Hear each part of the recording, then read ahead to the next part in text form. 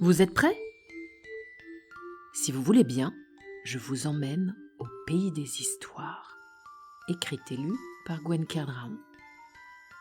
On y va? Installez-vous confortablement. Écoutez bien.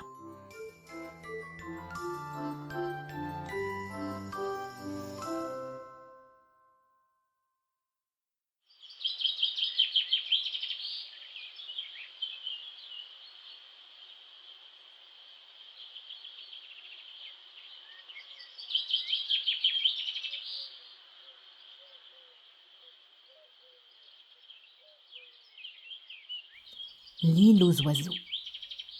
Vous aimez les oiseaux? Moi, oui.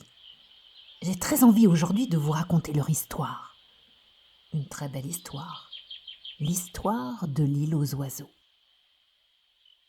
Il était une fois, il y a bien longtemps, une île. Une île entourée d'eau, comme toutes les îles d'ailleurs. Un petit bout de terre, un gros caillou en fait, au milieu de l'océan. Je ne saurais vous dire où précisément. Mais cette île n'était pas comme les autres îles. Elle abritait sur son sol, dans ses arbres et dans ses airs, tous les oiseaux du monde. Et toutes sortes d'oiseaux y vivaient. Il y en avait de toutes les couleurs, de toutes les tailles. Leurs chants étaient tous différents, mais tous ensemble, ils chantaient mélodieusement. Ils vivaient en harmonie. Du colibri au goéland, en passant par le cormoran ou le paon, le rouge-gorge, l'alouette, le perroquet, l'autruche ou l'aigle royal. Il n'y avait sur cette île que des oiseaux.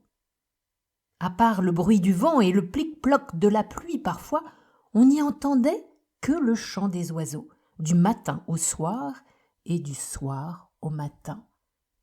Pas désagréable. Les oiseaux étaient heureux sur cette île aux oiseaux. Du vieux rossignol au jeune perdreau de l'année, en passant par le pinson, toujours joyeux, et le vieil hibou. Pourtant un jour, les oiseaux commencèrent à se trouver un peu à l'étroit. Et à force de regarder la mer, l'un d'entre eux, un oiseau rare, un drôle d'oiseau, dont je ne me souviens pas du nom, exprima haut et fort son envie d'aller voir ailleurs, d'aller au-delà de la mer, de quitter l'île pour aller découvrir le monde. Après quelques prises de bec et quelques noms d'oiseaux, mais sans perdre trop de plumes, il réussit à réunir plusieurs de ses amis pour la grande aventure. Hormis quelques oiseaux de mauvaise augure, il y en a toujours, le projet était soutenu par la majorité des oiseaux de l'île, qui commençaient, il est vrai, à se sentir à l'étroit. C'était décidé. Les drôles d'oiseaux voleraient de leurs propres ailes vers d'autres cieux, autrement dit, vers l'inconnu. Pour calmer son inquiétude, le colibri répétait à qui voulait l'entendre « Chacun doit faire sa part, chacun doit faire sa part ». Quant au perroquet, malgré son hoquet, il répétait « Le petit oiseau va sortir, hic ! Le petit oiseau va sortir, hic !»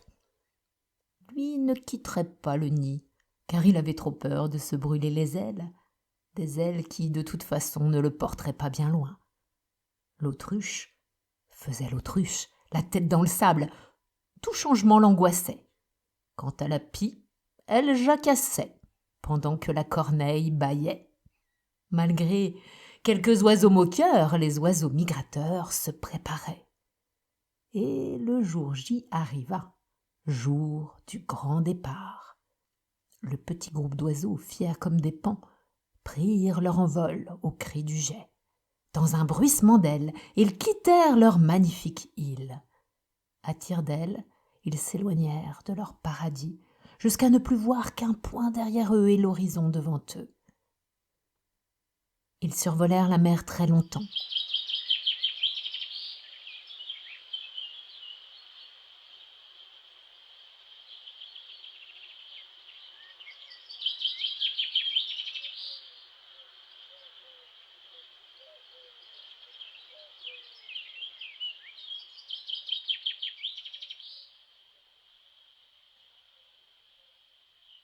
Après plusieurs jours et nuits de vol, ils aperçurent enfin des terres et des hommes qui les regardaient passer dans le ciel. Il faut dire que les hommes n'avaient encore jamais vu d'oiseaux. Certains oiseaux étaient fatigués et décidèrent que leur voyage s'arrêterait là. D'autres continuèrent plus loin. C'est ainsi que les oiseaux arrivèrent sur nos terres. Ils se répartirent l'espace et choisirent leurs arbres et leurs forêts, leur nouveau lieu de vie. C'est ainsi que nous pouvons voir des rouges-gorges dans nos jardins, entendre les chouettes ululer. C'est ainsi que nous avons la chance parfois d'entendre un merle siffler, un rossignol chanter et les mouettes rieuses rire. Observez-les, écoutez-les, ne les effrayez pas. Chaque année, en automne, si vous regardez bien dans le ciel, des oiseaux bien rangés prennent leur envol et partent en migration. Ils partent vers d'autres terres, sans doute retrouver leurs cousins, leurs amis, leurs parents. Quelques-uns retournent aussi probablement sur l'île aux oiseaux. Ils se souviennent alors des jours anciens où ils y vivaient tous ensemble. Au printemps, ils reviendront.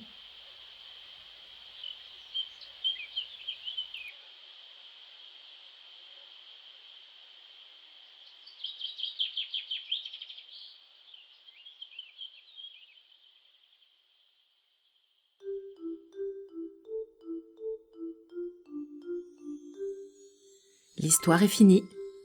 Je vous dis à bientôt au pays des histoires.